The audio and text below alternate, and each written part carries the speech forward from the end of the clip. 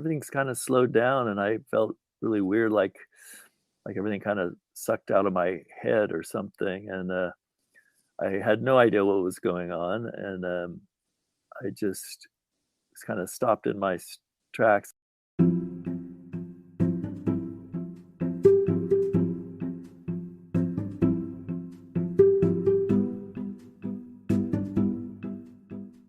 Hello, and welcome to another episode of Live Through That, the companion podcast to my book where I look at influential 90s musicians and where they are today.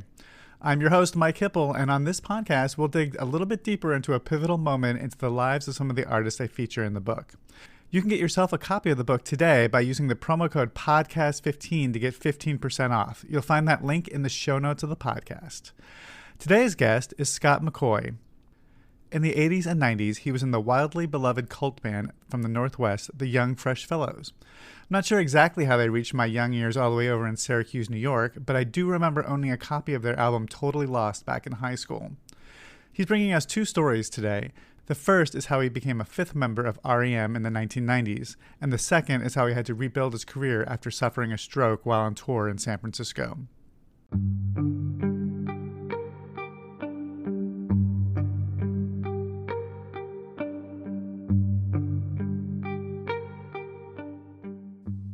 It's kind of the typical thing with musicians and friendships. You get to know each other, kind of meeting each other along the way.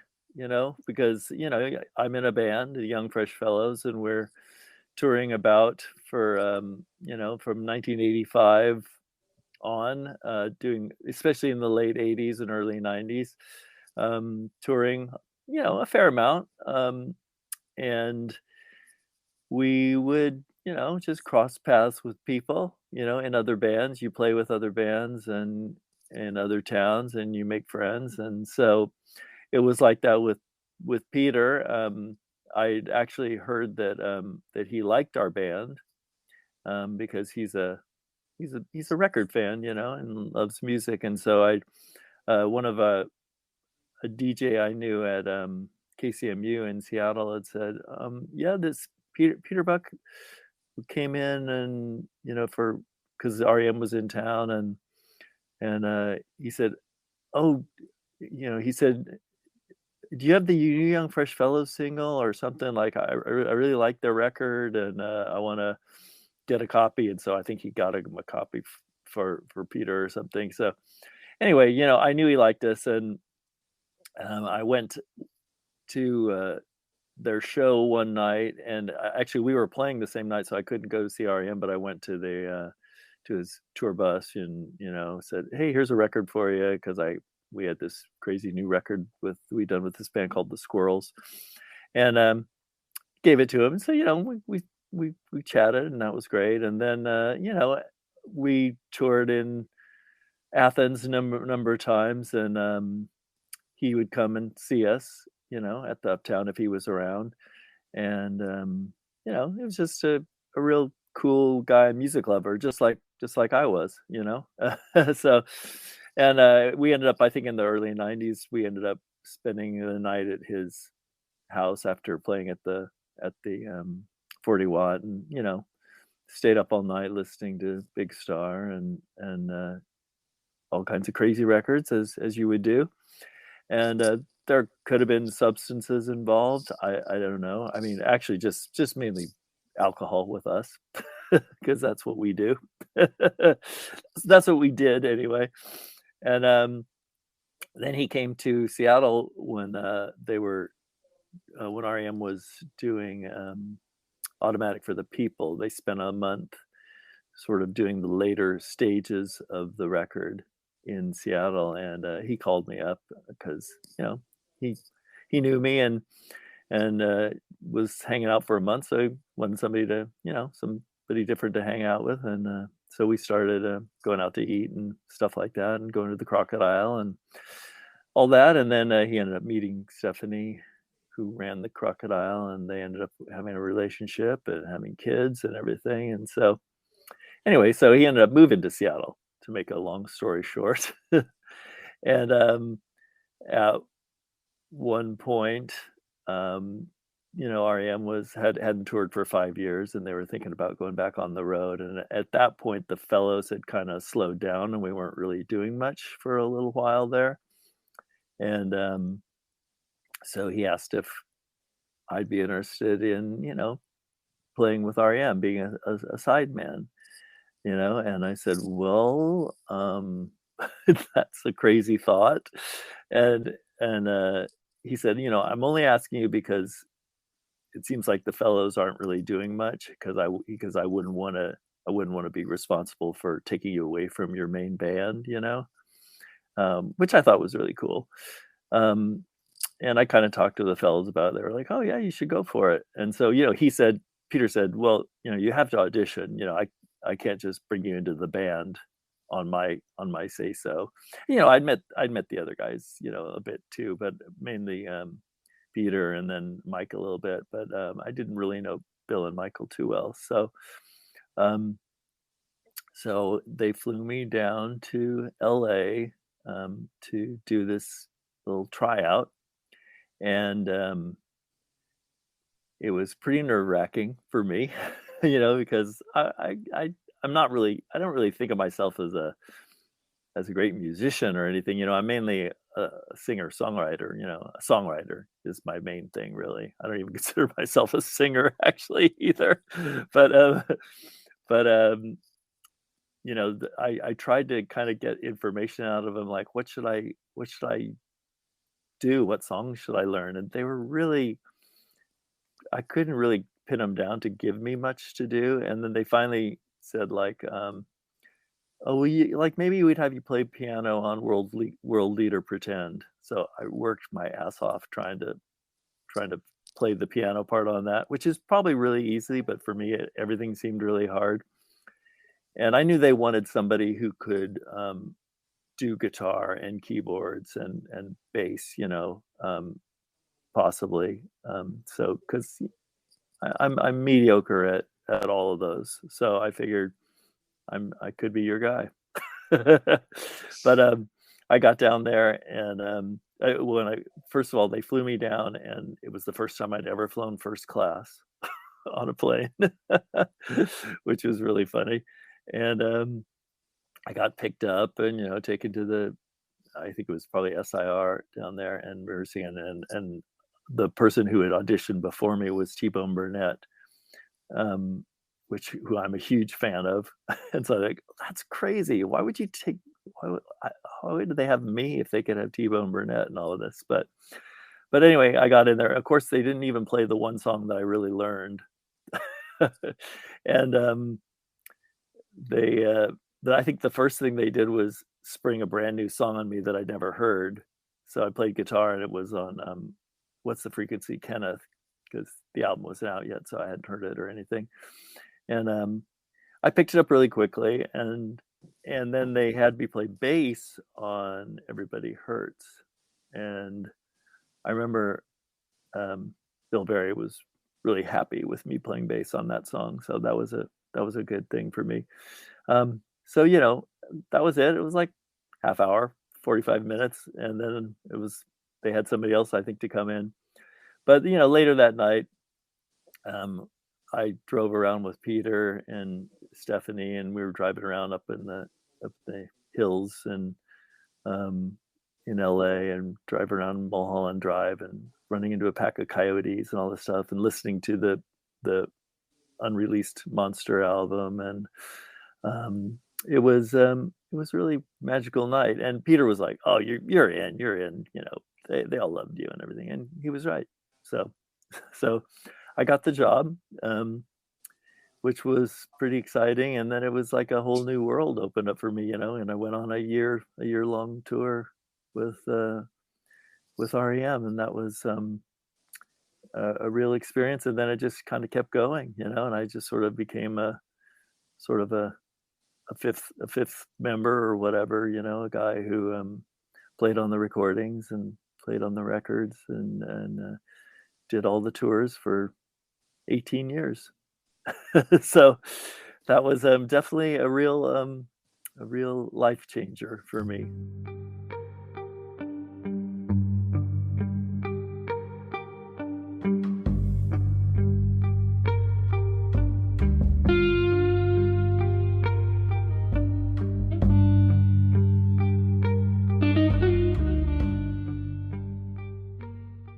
I was out playing with 2 bands with Peter because it was the -5 was opening for Alejandro Escovedo and the Burn Something Beautiful band, which was Peter and I and Linda and Kurt Bloch from the Fellows. And that band was doubling as the -5. So the -5 opened the show, and then we'd back Alejandro, and it was so great. We'd started up in Portland and Seattle and Eugene. I think we'd done like 3 shows, and going down the coast and had a bunch of shows in California. And the shows were just going so amazing. Both with the Alejandro and the -5 shows were just really on fire. And we played in Novato, California, the night before, and that was just amazing shows. And that was great. And we had a day off in San Francisco, which is where I'm from originally. I'm from the Bay Area, and San Francisco is still kind of my favorite city in the world. And we got there at 3 o'clock in the afternoon. I had a night off, so I was like, "Oh, this is amazing! I'm gonna blaze down to Cafe Trieste, my favorite coffee shop in the world." Which is funny because I wasn't even drinking coffee at the time, but I had to go to Cafe Trieste and get a cappuccino anyway because it's just such a great place. It's in North Beach and kind of where the Beats hung out, and city lights down there and everything, and so. I guess it was about 3 o'clock in the afternoon. I just threw my stuff in the hotel room when we got there, and I headed out by myself to walk to North Beach, and I got pretty close there. I was in the financial district, sort of right on the borderline of North Beach on Kearny Street, and I just sort of everything's kind of slowed down, and I felt really weird, like everything kind of sucked out of my head or something, and I had no idea what was going on, and I just was kind of stopped in my tracks. I didn't collapse immediately. I just kind of grabbed onto a scaffold that was in front of the building that was being worked on, and I thought, well, I'm just going to wait here for a second, and this will clear up, and then I'll keep going. And I was hanging there, and I don't know how long it took. Kind of time seemed like it stopped, and thought if I can make it to the corner, I'll be fine. And I started trying to move along the scaffold, and it wasn't working. And then my legs kind of stopped working, and I kind of slid down, and just it seemed feel like I'd been there for a half hour or 40 minutes or something, but who knows? It could have been 5 minutes. I don't have any idea. And so I was kind of ended up on the ground, and kind of half in the street and half on the curb, and just lying there. And people were kind of stepping over me, because it's San Francisco, and I was really close to the Tenderloin, and there's a lot of really down and out, messed up people there, and so after a while, somebody stopped and to see if I was okay, and I couldn't talk, and so they one person called, and then another person came, and they ended up calling an ambulance, and ambulance came and got me, and I wasn't able to thank them or anything, but I was conscious the whole time, but I couldn't talk or communicate at all or move.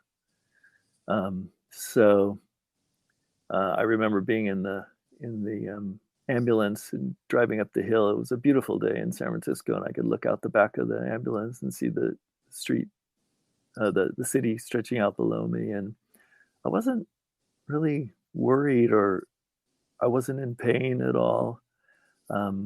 It was kind of peaceful in a weird way, but I didn't really know what was happening, but like I said, I was totally conscious. And then I got to the hospital, and I kind of lost it at times, and I was in and out of consciousness there for a long time, and it turned out I was there for about 24 hours, and they the doctor refused to administer me a MRI. That's the word, um, because he just assumed that I was a drugged out or drunken you know guy from the Tenderloin. So, but eventually they finally got in touch with Linda because she was the last person I talked to on my phone, and they dialed her on the phone, and she thought it was me, so she answered, and they told her that I was in the hospital, and so she and Peter showed up there at some point, but I didn't really remember seeing them or anything, and they got in touch with my wife, Mary, who was at a Blazers basketball game that night when they got a hold of her, and she took off and flew down, and eventually the next day, Peter got really agitated with the doctor because they wouldn't. They could pretty much figure out it was a stroke because I was paralyzed, and and so they got me transferred to a stroke center in San Francisco, a different place that was amazing, and they had me in what's the ICU for I think 10 days or something, and they did this really risky thing where they had to raise my blood pressure to like 190 or something, some crazy, really unhealthy, dangerous level, but they had to do it to try to get the blood going back into my brain and to flush the rest of the clot out, which it did do, and probably saved my life. And so that was kind of the the happening, how it happened. And then I kind of started remembering. I was still really out of it when I was in the ICU there for a few days. Probably the first 3 days I was pretty out of it, and then I kind of started figuring out where I was, but I couldn't talk. I couldn't understand what people were saying, and the language was the center of in my brain where language happens is where the stroke was.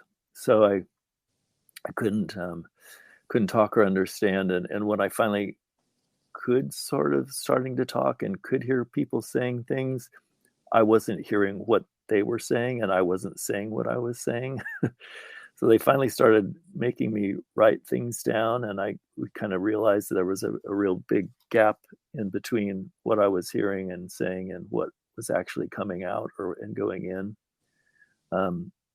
So I learned a lot about the brain since then, and it's a very odd thing, but the gist of it was that part of my brain was dead, and it doesn't come back, but the brain is such an amazing thing that it figures out ways to adapt and get around it, and it forges new paths of nerves and stuff like that. So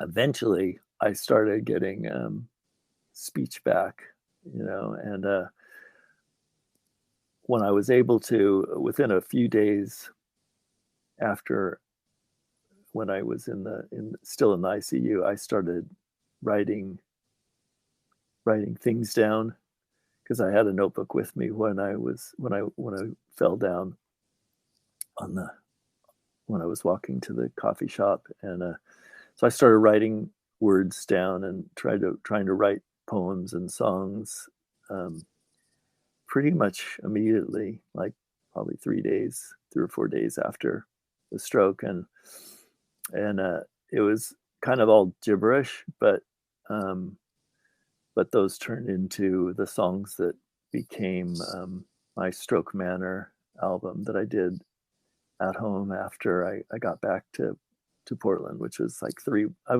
spent 3 weeks at the hospital in San Francisco, and I was doing lots of therapy and trying to come out of it. And it's been a long stretch back since then, and I'm doing really well. I'm really lucky. I can talk. I can understand things.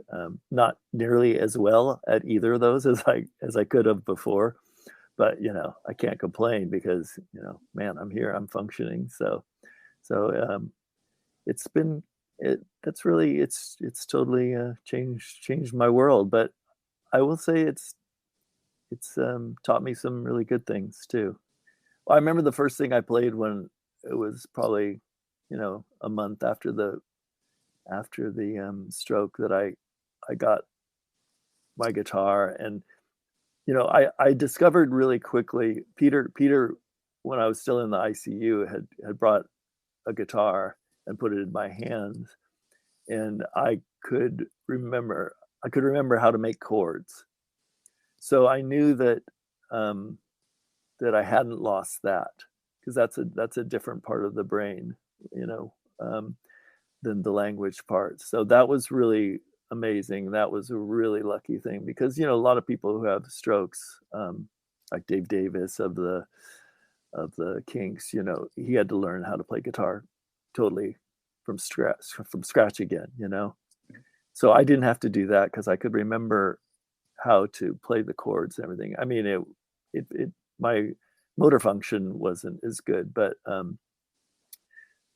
luckily it's mostly on my right side that is still not so good. But my left hand, which is where I finger the chords and finger the notes on the guitar, works pretty well. So that was good. But yeah, anyway, I wanted to start playing music, and a lot of the guys in the -5, Peter and my other friends were like, let's we can come over and get together at your house and we can start trying to play songs. And we did, and eventually like 5 months later, there's a little club in Portland called the Laurel Thirst that has these kind of free afternoon shows, like 6 o'clock to 8 o'clock in the evening, and they're free shows. And so we decided to book a month of those, like every Wednesday or Thursday, for the month of April. And we called them the therapy sessions for me, and everybody knew that what had happened to me and everything, so they were very understanding. And but yeah, I started off with playing Beatles and Neil Young songs and some -5 songs, because those were the songs that I knew the best, that I had a chance of remembering, because I couldn't remember any words anymore. I used to be able to sing 200 songs at any given time, but those were all gone. I couldn't think of the words to one song. My brain was completely wiped clean of that. So, but I discovered as we played the songs and we learned and practiced them, that some of them would start to come back a little bit. Like I remember one of the at the therapy sessions, I used a music stand because I couldn't remember any words. But I remember one time I remembered, I was thinking Roll Over Beethoven, and I remember the whole first verse of Roll Over Beethoven came to my brain.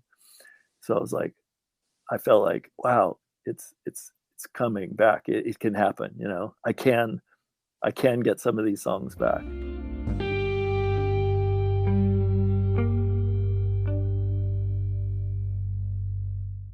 Thanks, Scott, for sharing those stories. He's got a lot of projects coming down the pike, including a record with Peter Buck and Luke Haynes, a second record from the No Ones, which is another project he does with Peter.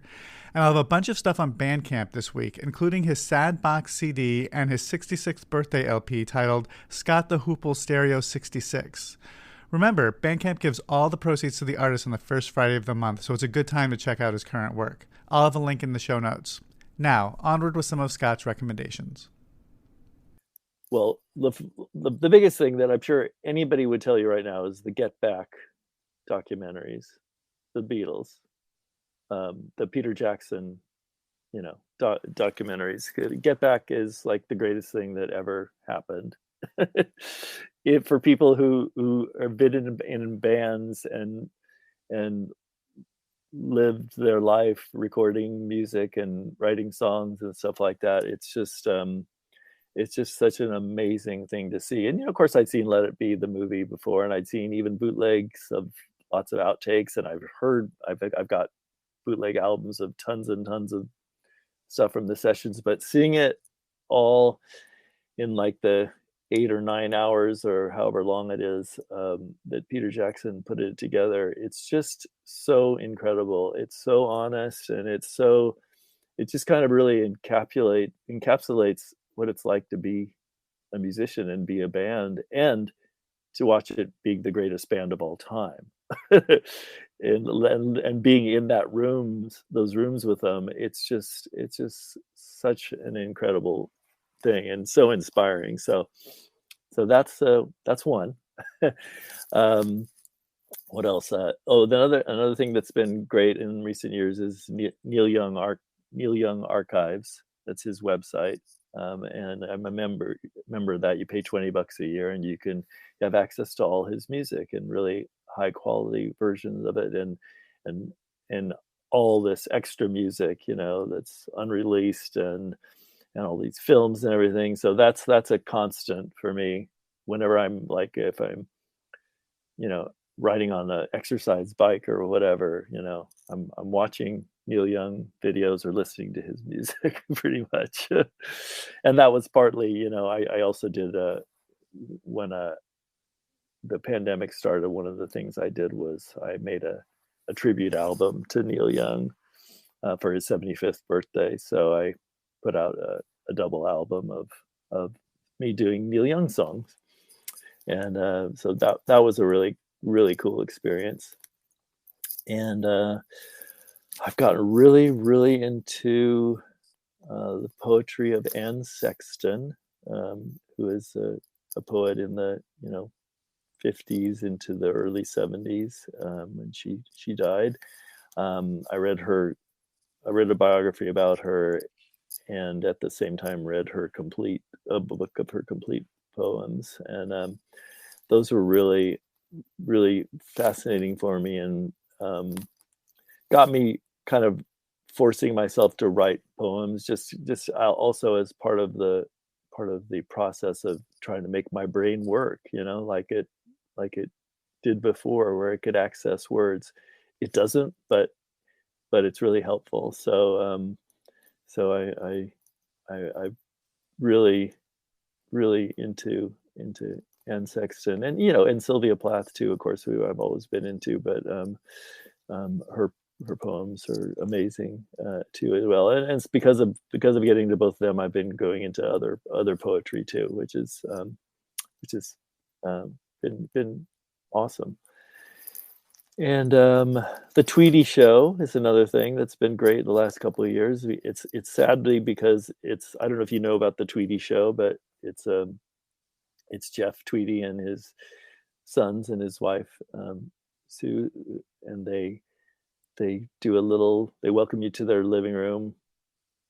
They were doing it when the pandemic started as a way to create a community of people who are stuck in their houses, and it's really an amazing thing they did, because it's like they play songs and just talk and sit around in their pajamas, and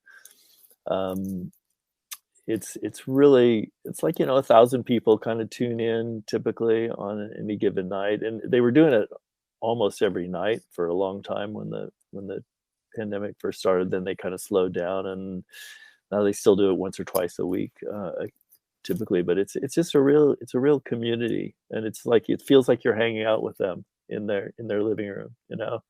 It's a really beautiful thing. I mean, it's kind of a brave thing to do too, because he's a pretty popular guy, and it's like to show to share your life like that is really personal and really amazing. So I'm very appreciative of the Tweety Show.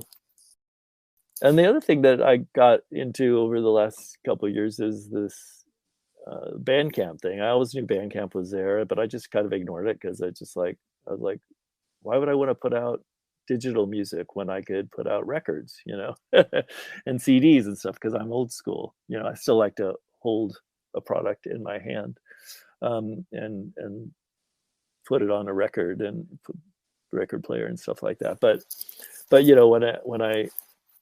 when the pandemic first started, I thought, well, people were talking about Bandcamp, and Bandcamp was doing this thing. They started doing this thing immediately where they said the first Friday of each month will be a free day where you could put up your music and sell it or give it away free or whatever. And they wouldn't, if you were selling it, they wouldn't take any percentage because they usually take 10% of anything you sell on the website. So I was like, well, that's a cool thing. And I thought, maybe I should just make a record and put it out on Bandcamp on the first Friday. So I had like 2 weeks until the first Friday, which was May 1st in 2020. So I recorded a whole album in 2 weeks. So it gave me a deadline, gave me something to work on, and something to take my mind off the fact that I didn't know when we were ever going to be able to play music live again or get together with people and record in the studio or anything. So I just banged out a bunch of songs. Some of them were brand new, some were ones that I had lying around. But I really just worked kind of morning to night every day for 2 weeks, and I had a couple friends put drums on them from long distance. I'd send takes to, and so I put out this record called Sad Box and Other Hits, and I just did it just kind of really just to do it, just to see if I could do it. And it was really, really amazing. And I got this great reaction from Bandcamp, and actually was a way of getting income too during the years of not playing. And so I continued doing that and did two more albums in 2020. So it made me really productive. It made me feel productive and made me interact with people and let people know what was happening, and still have a voice, be able to way to put out music, which I guess I know a lot of people have been doing that forever and ever. People have been putting up music on the internet but I hadn't really done that because I guess I'm too stick in the old school, or something. But so now I really like this whole Bandcamp thing. And I still, after putting out all these 3 records in digital form, I still thought, well, it'd be nice to have vinyl of them. So I still making vinyl of some of them and CDs of them. But it's not a necessary thing. People can just listen to the music. They don't even have to buy it. They can just listen to it on Bandcamp anyway. So it's a really cool thing. So I mean, I'm not telling anybody something that they haven't heard about before. But for me, I will admit that it was kind of a new thing for me. It's really exciting.